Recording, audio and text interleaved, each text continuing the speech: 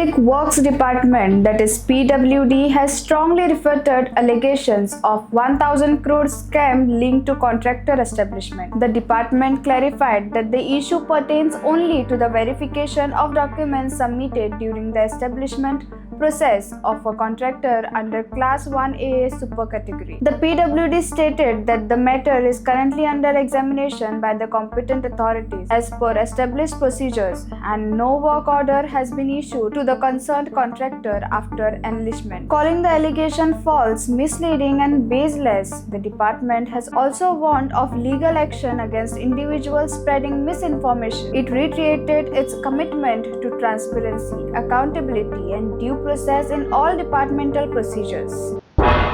तुम्ही पळयतात गोंयकारपण, गोंयकारांचो गोंयकारा खातीर.